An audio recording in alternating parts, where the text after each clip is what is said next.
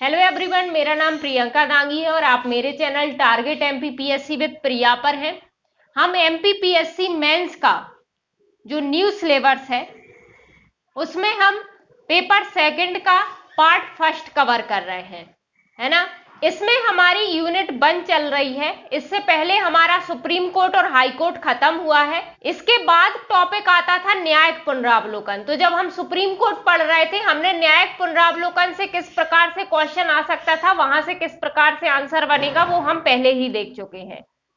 ठीक है, अब अगला टॉपिक है हमारा न्यायिक सक्रियता। तो आज हम न्यायिक सक्रियता देखेंगे। पहले हम 200 शब्द में के हिसाब से पूरा न्यायिक सक्रियता का टॉपिक देख लेंगे, फिर हम उसमें से देखेंगे कि मेंस में उसमें से किस तरह से क्वेश्चन बन सकते हैं। चलिए तो फिर शुरू करते हैं। तो चलिए देखते हैं न्यायिक सक्रियता क्या है। न्यायिक सक्रियता से तात्पर्य है न्यायपालिका का अपने दायित्व क्षेत्र से बाहर जाकर कानूनों की रचनात्मक व्याख्या करना और जन साधारण के हितों की रक्षा हेतु निरंतर प्रयत्नशील रहना। ठीक है, तो ये इसकी एक तरह से परिभाषा हो गई। मैंने बहुत ही उस सिंपल तरीके से इसे आपको बताने की कोशिश की है। 10-15 शब्दों में आपका यही डेफिनेशन आप लिख के आ जाओगे, आपका काम हो जाएगा। ठीक है, तो न्यायिक सक्रियता इस शब्द से ही पहली बात तो हमको पता चल रहा है कि यहां न्यायपालिका की सक्रियता की बात कर रहे हैं। तो वही कहा है कि भाई सिर्फ उसे वो दायित्व सौंपे गए हैं, वो सिर्फ उन तक सीमित नहीं रहता, बल्कि उससे बाहर जाकर कानूनों की रचनात्मक व्याख्या करता है, जनसाधारण के हितों के लिए हमेशा प्रयत्नशील रहता है। यही है न्यायिक सक्रियता। ठीक है, मैं यही सब लिखवा रही हूं, आप नोट्स यही तैयार करते चलिए। इसके लिए मैं अलग से कहीं नोट्स आपको प्रोवाइड नहीं कराऊंगी। तो पहले आप ये लिख लीजिए। चलिए आगे बढ़ते हैं।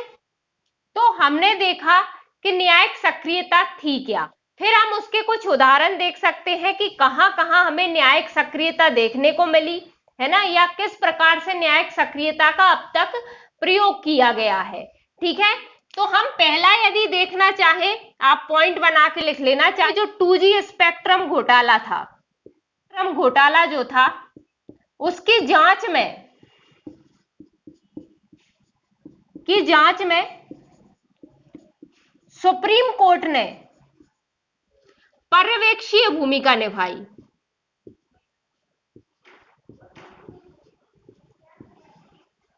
मतलब जब उसकी जांच चल रही थी तो उसकी जांच में पर्यवेक्षीय भूमिका किसने निभाई थी? सुप्रीम कोर्ट में, है ना। जबकि ऐसी उसकी कोई शक्ति नहीं है ना। भाई घोटाले की जांच के लिए सरकार की अपनी एजेंसी है। सुप्रीम कोर्ट अपना काम छोड़ के ये क्यों करने लगे? लेकिन उसने न्यायिक सक्रियता दिखाते हुए उसे लगा कि कहीं ना कहीं गड़बड़ हो सकती है या कुछ भी, तो इसलिए उसने पर्यवेक्षी भूमिका निभाई थी इस जांच में, 2G स्पेक्ट्रम घोटाले में। ठीक है, दिल्ली में जब बहुत ज्यादा वायु प्रदूषण बढ़ रहा था, ध्वनि प्रदूषण बढ़ रहा था, तब सुप्रीम कोर्ट ने वहां की सरकार को निर्देश दिए थे कि आप इसको कंट्रोल कीजिए। इसके लिए सुझाव भी दिए थे कि आप क्या कर सकते हैं, आप सीएनजी वाहनों का प्रयोग कीजिए, है ना। यदि आपको लगता है कि भाई वाहनों से हो रहा है तो आप सीएनजी वाहन का प्रयोग कीजिए। ठीक है, इलेक्ट्रिक वाहनों को प्रोत्साहन दीजिए, उनका प्रयोग कीजिए। तो ना सिर्फ उसने क्या करा, ना सिर्फ उसने निर्देश दिए, बल्कि उसने सुझाव भी दिए कि आप ऐसा ऐसा कर सकते हैं। ठीक है, तो ये सुप्रीम कोर्ट का ये व्यवस्था कायम रखना सुप्रीम कोर्ट का काम तो है नहीं। ठीक है, तो वही बात है कि दिल्ली में, ये आप उदाहरण लिख लेना इसके, है ना। तो जब आप 200 शब्द में आंसर फ्रेम करोगे, तो आंसर जब आप डेफिनेशन लिख के और आगे अपने कुछ उदाहरण भी लिख देना कि कब कब सुप्रीम कोर्ट की सक्रियता आपको देखने को मिली है। बहुत कई उदाहरण है, हर दूसरे दिन कोई ना कोई डिसीजन आता रहता है। कुछ ऐसे फेमस, कुछ ऐसे महत्वपूर्ण मामले भी हैं, है ना, तो इसलिए हम उनको उदाहरण के रूप में लिख रहे हैं। ठीक है, तो दिल्ली में वायु व ध्वनि प्रदूषण को नियंत्रण करने के निर्देश दिए थे। ठीक है, तो ये भी इसकी न्यायिक सक्रियता में आ गया। कई बार हमने चुनाव सुधारों में भी देखा है न्यायपालिका की सक्रिय भूमिका। कई बार उसने बहुत महत्वपूर्ण डिसीजन दिए हैं। जैसे रिसेंट हम देख लेते हैं तो नोटा के प्रयोग के लिए कहा था कि आप मतदाता को नोटा का विकल्प भी आप उपलब्ध कराइए, यदि उसे कोई भी उम्मीदवार पसंद नहीं है, वो किसी भी उम्मीदवार के पक्ष में मतदान नहीं करना चाहता, तो वो नोटा का प्रयोग कर सकता है। ठीक है, और आप 2-3 उदाहरण और लिख लीजिए। उत्तराखंड हाईकोर्ट जो है उसने एक जनहित याचिका की सुनवाई करते हुए क्या किया था कि उत्तराखंड में जो गंगा नदी बह रही है, तो उत्तराखंड में क्या करा था कि उसने गंगा नदी को जीवित व्यक्ति का दर्जा दे दिया था और कहा गया था कि भाई आप, सरकार से कहा गया था कि आप उसे वैसे ही ट्रीट कीजिए जैसे आप एक जीवित व्यक्ति को आप करते हो। ठीक है, तो इस तरह से इस संसाधनों का संरक्षण ये सब सरकार के काम है, लेकिन वो अपने दायित्व क्षेत्र से बाहर जाके इस तरह से कानूनों की रचनात्मक व्याख्या करता है। कई बार पर्यावरण संरक्षण के लिए भी बहुत महत्वपूर्ण निर्देश देता है वो। ऐसे तो बहुत सारे उदाहरण हैं, लेकिन ये कुछ उसके महत्वपूर्ण उदाहरण है। तो जब आप फ्रेमिंग करोगे आंसर की 200 शब्द में, यदि मान लो आ गया कि न्यायिक सक्रियता क्या है, समझाइए, लिखिए या उसकी व्याख्या कीजिए, तो जब उसकी परिभाषा लिख के आप उसके उस तरह से उदाहरण लिख सकते हैं कि कब कब आपको देखने को मिली है न्यायिक सक्रियता। ठीक है, अब ये न्यायिक सक्रियता दिखाने के आधार क्या है, वो किस बेस पे इस तरह की सक्रियता दिखा पा रही है, किन आधारों पर दिखा पा रही है, क्योंकि इस तरह से तो न्यायपालिका पे इल्जाम लग जाएगा, और एक्चुअली लगता ही है कि न्यायपालिका क्या कर रही है कि कार्यपालिका के काम कर रही है, क्योंकि प्रदूषण नियंत्रण किसका काम था, सरकार का, लेकिन निर्देश किसने दिए, न्यायालय ने। तो ऐसे तो क्या होगा कि भाई कार्यपालिका के काम कर रहे हो आप। कोई चुनाव सुधार करने हैं तो विधायिका करेगी, उसके लिए नियम बनाएगी, कानून बनाएगी, लेकिन यहां पे कौन कर रहा है, न्यायपालिका कर रही है। तो फिर ऐसे क्या होगा, आप विधायिका के काम में भी हस्तक्षेप कर रहे हो। मतलब आपकी स्वतंत्रता और निष्पक्षता का आप इस तरह फायदा उठा रहे हो कि आप सबको नियंत्रित करने की कोशिश कर रहे हो, ऐसा ही कुछ दिखेगा। और भाई आलोचक तो ये कहते भी हैं जब वो न्यायिक सक्रियता का कई बार प्रयोग करती है तो। ठीक है, तो इस तरह से तो उस पर इल्जाम लग सकते हैं। तो इसलिए भाई उसके पास भी आधार होना चाहिए ना, अपना पक्ष होना चाहिए कि हम किस आधार पर ये कह पा रहे हैं या किस आधार पे हम कह रहे हैं। ठीक है, न्यायिक सक्रियता के कुछ आधार होते हैं जिन आधारों पर वो अपनी इन शक्तियों का या अपने दायित्व क्षेत्र से बाहर जाके निर्णय दे पाती है। वो अपने आलोचकों को कह सकती है कि भाई हम ऐसे ही आके मुंह उठा के ही अपने ये काम नहीं कर रहे, ये भी हमारा काम ही है एक तरह से। ठीक है, तो पहला आधार तो क्या हो गया भाई, संविधान के ही आधार पे हो गया कि भाई क्या किया गया है, जो सुप्रीम कोर्ट है, सुप्रीम कोर्ट को मूल अधिकारों का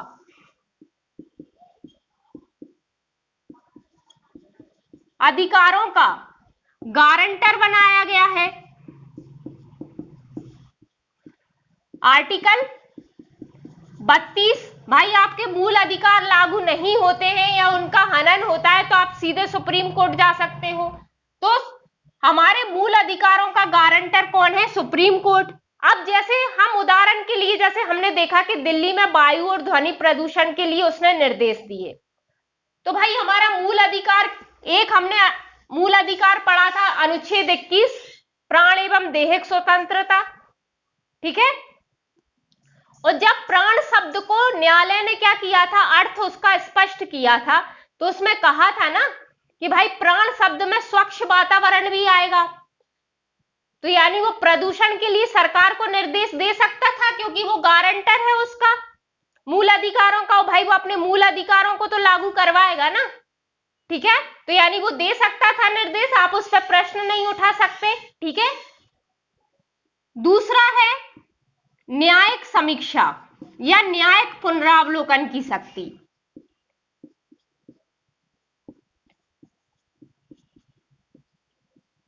भाई सरकार कोई भी ऐसे नियम कानून कुछ भी ऐसी बनाती है जिससे क्या होता है कि हो सकता है किसी के अधिकारों का उल्लंघन हो रहा हो या उसके वो प्राधिकार क्षेत्र के बाहर हो, तो न्यायपालिका क्या कर सकती है, सक्रिय होकर उसकी न्यायिक समीक्षा कर सकती है, स्वतः संज्ञान लेके भी कर सकती है। और न्यायिक समीक्षा करके उस विधि को असंवैधानिक घोषित कर सकती है। ठीक है, तो ये प्रावधान भी उसके लिए आधार बन जाता है न्यायिक सक्रियता का। एक अपने यहां था मूल ढांचे का सिद्धांत। मूल ढांचा हम पढ़ चुके हैं, क्या था?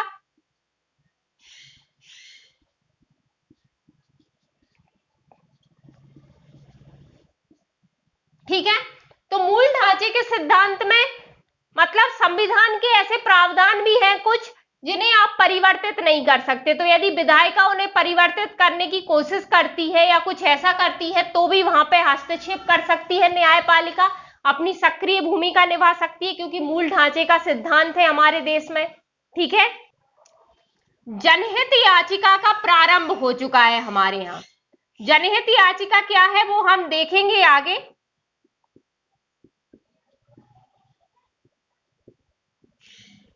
यहां बस आप इतना समझ लो, जनहित याचिका का प्रारंभ, ये हमारा टॉपिक भी है, इसे हम पढ़ेंगे। यदि आपको ये पता है तो अच्छी बात है, आप समझ गए होंगे कि इसका आधार कैसे हुआ। यदि नहीं पता तो इसे मैं थोड़ा सा यहाँ इतना बता देती हूँ कि जनहित याचिका मतलब क्या होती है कि जरूरी नहीं है कि जिसके अधिकारों का हनन हुआ है या जो पीड़ित है वो ही न्यायालय में जाके न्याय की गुहार लगाए, उसकी तरफ से कोई और भी जा सकता है उसके लिए न्याय मांगने के लिए। यही कहती है जनहित याचिका, मतलब आप जनहित में याचिका कर सकते हो न्यायपालिका में। तो जब इसकी शुरुआत हो चुकी है, तो इसकी शुरुआत जब हो गई तो क्या होगा कि मान लो सरकार क्या कर रही, कोई परियोजना में बहुत सारे पेड़ वेड़ काट रही है, तो कोई क्या होगा कि पर्यावरण प्रेमी कोई भी होगा तो वो क्या करेगा, न्यायपालिका में जाकर जनहित याचिका लगा देगा कि भाई ये इतने सारे पेड़ काट रहे हैं, इसके ये दुष्प्रभाव हो सकते हैं, है ना। तो वहां पे उसकी सुनवाई ये कर सकता है, यानी अपनी न्यायिक सक्रियता यहां दिखा सकता है। तो ये कुछ प्रमुख आधार होते हैं जिनके आधार पर न्यायपालिका न्यायिक सक्रियता का प्रयोग कर सकती है ना, और उसके जो सिर्फ उसे जो कानूनी न्याय देने के लिए उसको दायरा दिया है उससे बाहर जाके भी वो काम कर सकती है। ठीक है, अब इसके कुछ तो सकारात्मक पक्ष होते हैं और कुछ इसके नकारात्मक पक्ष भी आए हैं, या फिर ऐसे कह सकते हैं कि भाई कुछ आलोचक ये मान के चल रहे हैं कि इसके कुछ दुष्परिणाम भी निकल के आ रहे हैं। ठीक है, तो वो देखते हैं वो किस प्रकार से हैं। तो चाहे तो हम यहाँ इसके प्रभाव कह सकते हैं कि भाई इसका प्रभाव क्या पड़ रहा है, तो हम प्रभाव यहाँ सकारात्मक और नकारात्मक दोनों देख लेंगे। ठीक है, कि भाई न्यायिक सक्रियता का जब प्रयोग किया जा रहा है तो उसका प्रभाव क्या पड़ रहा है ना। या हम इस तरह से देख सकते हैं कि इसके सकारात्मक पक्ष क्या है,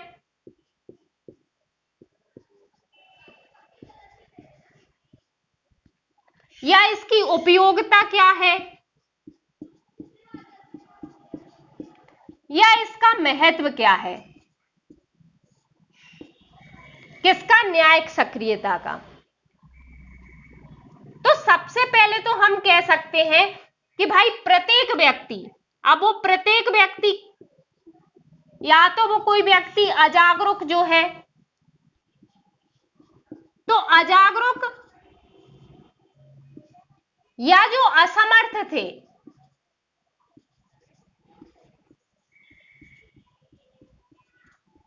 तो पहला हमने लिखा कि प्रत्येक व्यक्ति, वो अजागरूक लोग भी हो सकते हैं, वो असमर्थ लोग भी हो सकते हैं। अजागरूक मतलब उनको पता ही नहीं है कि उनके अधिकारों का हनन हो रहा है, तो वो न्याय कहां से मांगने जाए।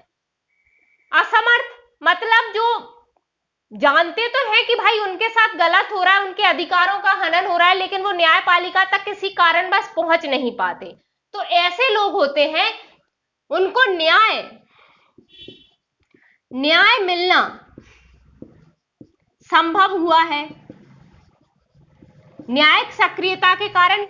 क्योंकि होता क्या है कि भाई मान लो जो अजागरूक या समर्थ लोग थे ये तो नहीं जा सकते, लेकिन हो सकता है इनकी तरफ से कोई एनजीओ काम कर रहे हो, वो चले जाएं न्यायालय में न्याय मांगने की भाई इन लोगों के साथ गलत हो रहा है।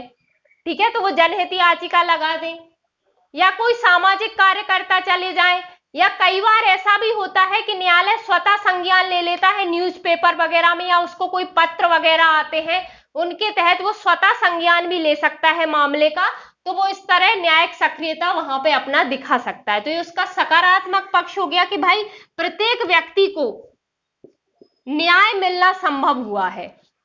किसके कारण? न्यायिक सक्रियता के कारण।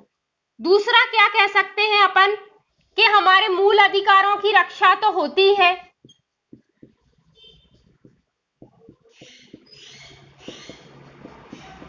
क्योंकि सुप्रीम कोर्ट ही इसका गारंटर है, तो भाई ये ध्यान रखता है कि किसी के मूल अधिकारों का हनन ना हो, ना सरकार करे ना कोई और करे।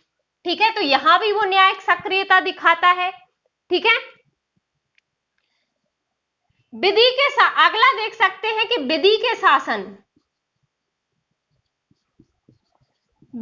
शासन की स्थापना होती है।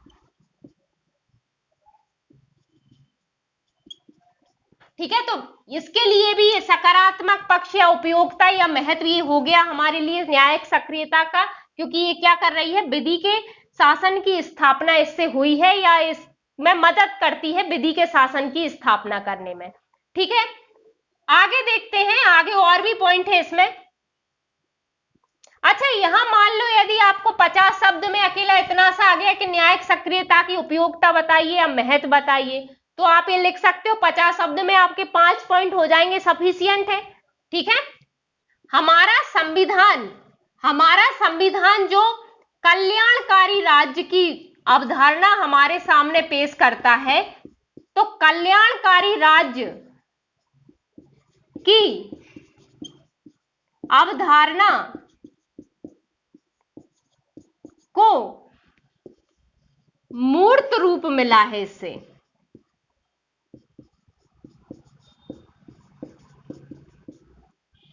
क्योंकि भाई न्यायिक सक्रियता राज्य को कल्याणकारी बनाने के लिए काम कर रही है, जनहित में काम कर रही है ना, यानी कल्याणकारी राज्य की स्थापना वो कर रही है।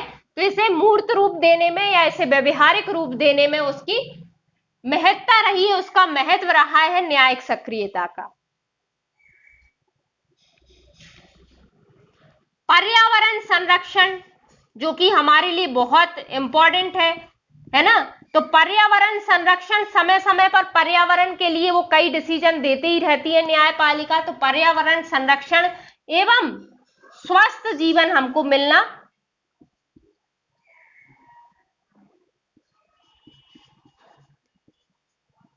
स्वस्थ जीवन हमको मिला है या मिल रहा है न्यायिक सक्रियता की वजह से, क्योंकि पर्यावरण के संरक्षण की समय समय पर न्यायपालिका क्या करती रहती है, न्यायिक सक्रियता अपनी दिखाती रहती है। ठीक है, तो इससे हमें एक स्वस्थ जीवन भी मिल रहा है। न्यायपालिका क्या कर रही है कि सिर्फ हमारे जो कानूनी न्याय था वहीं तक सीमित नहीं रहा है हमारा न्याय। अब हमें जो संविधान की जो प्रस्तावना है, प्रस्तावना में उल्लेखित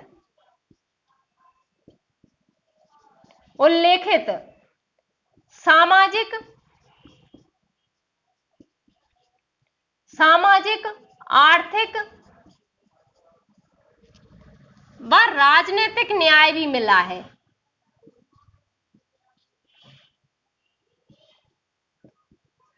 न्याय मिलना भी संभव हुआ है। किससे? न्यायिक सक्रियता से। ठीक है भाई, चुनाव सुधार न्यायपालिका के तो काम नहीं थे, लेकिन फिर भी उसने न्यायिक सक्रियता दिखाई कि भाई आप लोकतंत्र को इतना प्रभावी तो बनाओ कि लोगों के पास ये भी अधिकार होना चाहिए कि यदि उनके सामने, ठीक है, वो मतदान देने के अपने अधिकार का प्रयोग करेंगे, ठीक है, लेकिन कम से कम जब वो अपने अधिकार का प्रयोग कर रहे हैं तो उनके सामने ये भी तो विकल्प होना चाहिए कि यदि आपको उनको दोनों ही पार्टी के उम्मीदवार उसको पसंद नहीं है तो वो अपना पक्ष तो रखे कि नहीं भाई आप इसमें सुधार करिए, या अगली बार आप इससे बेहतर विकल्प या बेहतर उम्मीदवार हमारे सामने प्रस्तुत कीजिए, ये जो लोग हैं वो हमें पसंद नहीं है, ये विकल्प हमारे पास होना चाहिए, है ना। तो उसने ये काम किया, न्यायपालिका ने सक्रियता दिखाई। तो इसलिए क्या हुआ है कि जब से न्यायिक सक्रियता न्यायपालिका ने दिखाई है तो सिर्फ उसका यही नहीं रह गया कि भाई न्यायपालिका सिर्फ कानूनी न्याय देगी, यही नहीं रह गया है, वो आपको सामाजिक न्याय भी दे सकती है, आर्थिक न्याय और राजनीतिक न्याय तक भी उसका विस्तार हुआ है। जो कि हमारी प्रस्तावना में वर्णित भी है। ठीक है, जैसा कि मैंने कहा कि इसके कुछ नकारात्मक पक्ष भी सामने आए हैं। तभी क्या होता है कि कुछ आलोचक क्या कर रहे हैं, इसकी आलोचना कर रहे हैं। तो या तो हम लिख सकते हैं कि नकारात्मक पक्ष, मतलब न्यायिक सक्रियता का नकारात्मक पक्ष क्या है, नकारात्मक पहलू क्या सामने आ रहा है, या इसकी आलोचना किन आधारों पर होती है। तो पहला कहा जाता है कि इससे कार्यपालिका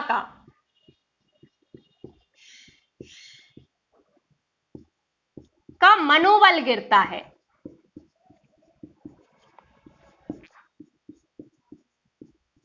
भाई कोई भी कार्यपालिका यानी सरकार, तो मान लीजिए सरकार कुछ फैसले लेती है और उधर न्यायपालिका उन फैसलों पर क्या कर देती है, रोक लगा देती है, और ऐसा कई बार होता रहेगा तो क्या होगा, सरकार का मनोबल गिरेगा। वो तो ऐसे कुछ करने की नहीं सोचेगी कि भाई हम कुछ करते हैं, न्यायपालिका उन पर रोक लगा देती है तो वो हो ही नहीं पाते, तो क्या मतलब करने का, है ना। तो ऐसी मान लो विकास कार्यों में, हर विकास कार्य में यदि न्यायपालिका हस्तक्षेप, हालांकि वो करती नहीं है, लेकिन यदि करने लगे, क्योंकि विकास कार्यों में कोई ना कोई प्रभावित तो होता ही है, पर्यावरण को भी थोड़ी बहुत क्षति तो पहुंचती है ना। तो यदि वो हर एक में हस्तक्षेप करने लगेगी तो इससे क्या होगा कि सरकार का मनोबल गिरने लगेगा। ठीक है, आलोचक और क्या कहते हैं कि जो जनप्रतिनिधि होते हैं की महत्ता में कमी आ रही है।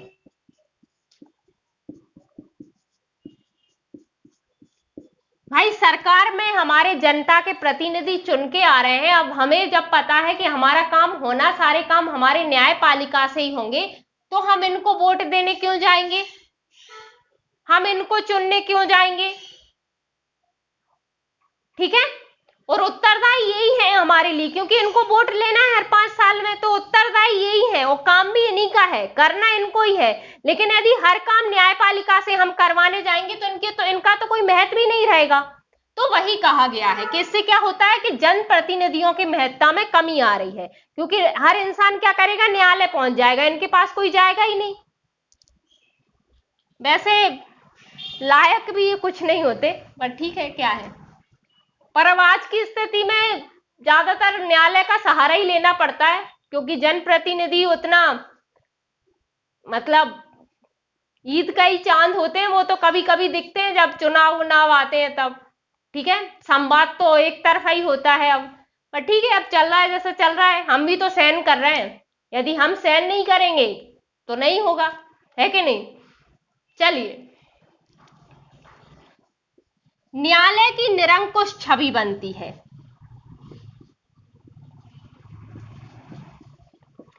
ये आलोचक कह रहे हैं कि भाई इससे क्या होता है कि न्यायपालिका की निरंकुश छवि, न्यायालय की जगह आप यहां पे न्यायपालिका लिख सकते हैं, तो उसकी निरंकुश छवि बन रही है। क्यों बन रही है, क्योंकि भाई वो क्या कर रही है, सरकार कुछ काम कर रही है तो उन पे भी रोक रही है, विधायिका कुछ करने की कोशिश कर रही है तो उन पे भी रोक रही है। तो इस तरह से क्या होगा कि यदि वो ज्यादा करेगी तो उसकी निरंकुश छवि बनेगी। तो हालांकि अभी ऐसा हो नहीं रहा है, लेकिन आलोचक कहते हैं कि हाँ, इसकी निरंकुश छवि होती है क्योंकि ये सरकार के काम को रोक रही है। ठीक है, तो हर चीज को देखने के दो पहलू होते हैं, हो सकता है वही चीज किसी के लिए सही हो, किसी के लिए गलत हो, तो आलोचना भी वहीं से निकल के आती है। ठीक है, अगला क्या कह सकते हैं कि भाई जो संविधान है उसकी सर्वोच्चता पर प्रश्न चिन्ह लगता है।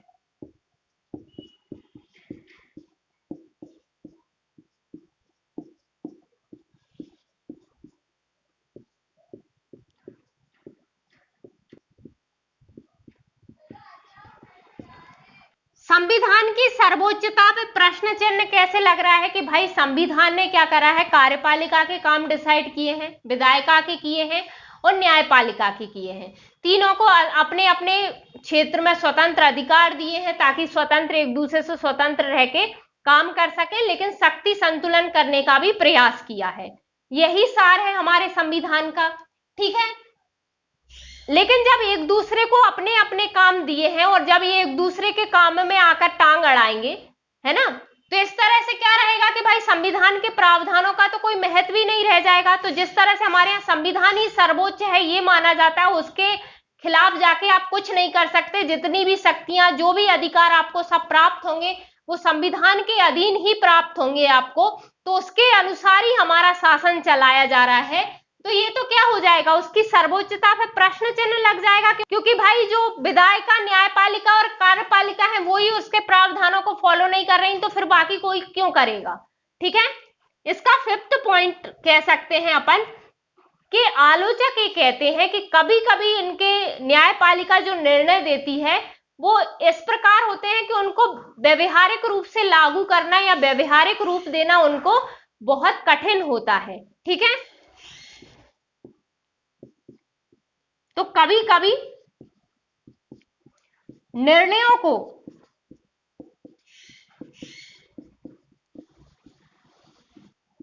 व्यवहारिक रूप से लागू करना संभव नहीं हो पाता।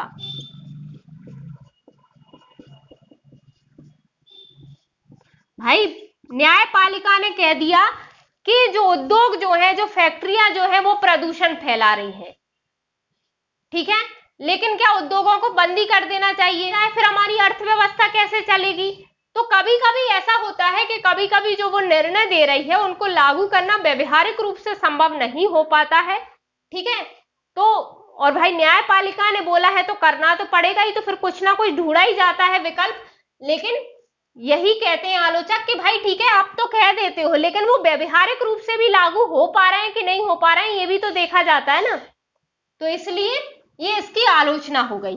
अच्छा, तो ये तो हमारा टॉपिक हो गया है कि न्यायिक सक्रियता थी क्या, हमने वो देखी। उसके कुछ अब तक प्रयोग हुए हैं, उसके उदाहरण, कुछ महत्वपूर्ण उदाहरण हमने देख लिए जो बहुत फेमस भी रहे हैं। किस आधार पर न्यायपालिका अपने न्यायिक सक्रियता का प्रयोग करती है वो भी हमने देख लिए। इसके सकारात्मक पक्ष क्या निकल के आ रहे हैं, नकारात्मक पक्ष क्या निकल के आ रहे हैं वो भी हमने देख लिया है। और एक आप 2-3 लाइन के निष्कर्ष के साथ आप क्या कर देना, इसका आंसर का एंड कर देना। यदि आपसे सीधे सीधे पूछता है कि भाई न्यायिक सक्रियता क्या है समझाइए, है ना, 200 शब्द में मान लो आपका क्वेश्चन सीधे सीधे आता है कि न्यायिक सक्रियता क्या है,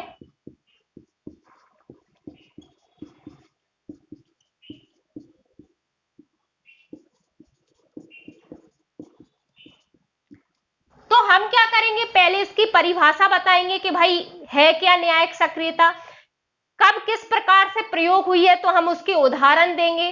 ठीक है, हम इसके आधार भी बताएंगे कि किस आधार पर न्यायपालिका न्यायिक सक्रियता का प्रयोग कर रही है, और हम उसके पक्ष, नकारात्मक सकारात्मक पक्ष बताएंगे, है ना, या कि भाई किस प्रकार से इसका महत्व है या उपयोगिता है ना। लेकिन आलोचक क्या कह रहे हैं या इसका दूसरा पक्ष क्या निकल के आ रहा है हम ये बताएंगे, और 2-3 लाइन में अपना निष्कर्ष लिख के आंसर खत्म कर देंगे। ठीक है, अब निष्कर्ष किसी आंसर का वही होता है जो उससे निकला हो आंसर से, है ना। अब यदि मैं निष्कर्ष निकालूं तो मैं क्या निकालूंगी, क्योंकि मैंने इसके दोनों पक्ष देखे न्यायिक सक्रियता के, तो मैं क्या निकालूंगी कि ठीक है भाई विधि का शासन स्थापित करने वाली न्यायिक सक्रियता का स्वागत है, ना कि न्यायाधीशों के शासन का। मतलब न्यायाधीश अपना शासन स्थापित ना कर ले, ऐसी स्थिति ना हो जाए कि न्यायपालिका निरंकुश सच में हो जाए या न्यायाधीश अपना शासन स्थापित करने लगे। ठीक है, तो ऐसी निरंकुशता नहीं आनी चाहिए। मतलब विधि का शासन यदि वो स्थापित कर रही है तो हम ऐसी न्यायिक सक्रियता का बिल्कुल स्वागत करते हैं। ठीक है, तो ये हो जाएगा। अच्छा, ये क्वेश्चन आपसे 3 नंबर में भी पूछा जा सकता है, आपके 50 शब्द में भी आ सकता है और 200 शब्द में भी आ सकता है। ठीक है, यानी 3 नंबर का क्वेश्चन है, हमें 10 शब्द में लिखना है, तो ये 10 शब्द में आप सिर्फ डेफिनेशन लिख देना, क्योंकि डेफिनेशन ही वहां आपको 3 लाइन मिलेंगी सिर्फ 3 नंबर के क्वेश्चन में, तो 3 नंबर में आपकी डेफिनेशन ही आ पाएगी। ठीक है, और शब्द सीमा तो 10 है तो बहुत ही कम है, तो इतने में तो आपकी डेफिनेशन ही आ जाए तो ठीक है। 50 शब्द में आप जब लिखोगे तो आप बता दो कि न्यायिक सक्रियता क्या है, आपने उसके एक आध दो महत्वपूर्ण उदाहरण लिख दिए, फिर भी यदि आपकी शब्द सीमा बची है तो आपने उसकी उपयोगिता या महत्व बता दिया। ठीक है, 200 शब्द के हिसाब से हम अभी देख ही चुके हैं कि हमें किस हिसाब से करना है। ठीक है, यहां से आपका क्वेश्चन ये भी बन सकता है कि भाई न्यायिक सक्रियता का महत्व बताइए या उसकी उपयोगिता, तो हम वो भी देख चुके हैं। या महत्व या उपयोगिता से हो सकता है कोई और तरह का क्वेश्चन बन के आ जाए। ठीक है, इसकी आलोचना भी आ सकती है कि न्यायिक सक्रियता की आलोचना करने के लिए भी किसी तरह का क्वेश्चन आपको बन सकता है। मतलब उसका मतलब यही होगा कि आपको न्यायिक सक्रियता की आलोचना करनी है। ठीक है, तो आलोचना भी आ सकता है यहां पे। ये एक और शब्द आता है समालोचना। ठीक है, तो इसमें हम इसके दोनों पक्ष बता देंगे कि सकारात्मक भी है और नकारात्मक भी है। एक क्वेश्चन आपका आ सकता है कि न्यायिक सक्रियता के प्रभाव क्या हैं, तब भी आप सकारात्मक और नकारात्मक दोनों प्रकार के प्रभाव आप यहां पे बताइए। ये तो आपके टॉपिक से जो सीधे सीधे क्वेश्चन आ सकते हैं वो हो गए, लेकिन कभी कभी किसी टॉपिक से थोड़ा सा घुमा के भी क्वेश्चन पूछ लिया जाता है। पर मुझे ऐसा लगता है कि यदि आपका न्यायिक सक्रियता हो गए, उसके पक्ष हो गए कि भाई उसके सकारात्मक पक्ष क्या निकल के आ रहे हैं, नकारात्मक क्या, तो आप कोई भी क्वेश्चन हो आप उसे अटेम्प्ट कर सकते हो, है ना। और ऐसे भी टफ कोई नहीं आएगा, मतलब इनडायरेक्टली या तो उसमें आपसे आलोचना पूछी जा रही होगी या उनकी उपयोगिता पूछी जा रही होगी, है ना, न्यायिक सक्रियता की। तो आप क्वेश्चन समझना अच्छे से और फिर आपको इसी मटेरियल में से उस क्वेश्चन को आप इसका कंटेंट ऊपर नीचे करके आप इसी मटेरियल में से अपना आंसर निकाल सकते हो। ठीक है, इसी मटेरियल से निकाल सकते हो जो आप न्यूज़पेपर वगैरह में पढ़ते रहते हो, जो आप कहीं भी पढ़ते रहते हो, सुनते रहते हो, उन बातों को भी ऐड कर सकते हो वहां पे, है ना। तो अब न्यायिक सक्रियता आपको पता है तो आपको कोई भी मामला या कोई भी न्यूज़पेपर में कुछ भी ऐसी इससे रिलेटेड कुछ भी मामला आया करेगा, कुछ भी खबरें आया करेंगी, तो आपको अपने आप समझ में आ जाया करेगा कि यहाँ पे न्यायिक सक्रियता के रूप में हमें न्यायपालिका की भूमिका देखने को मिल रही है। ठीक है, तो वही चीज है, ज्यादा से ज्यादा कुछ कथन वगैरह जोड़ दिए जाते हैं कि भाई ठीक है किसी ने जैसे ठीक है किसी आलोचक ने ऐसा ऐसा कहा है, लेकिन आप ये सिद्ध करिए कि भाई हमारे लिए उसका क्या उपयोगिता है ना। तो इस तरह से कुछ कथन वथन जोड़ के क्वेश्चन को थोड़ा बड़ा सा बना दिया जाता है, लेकिन ज्यादातर या तो उसमें आपसे आलोचना पूछी जा रही होती है या उसकी उपयोगिता आपसे पूछी जा रही होती है।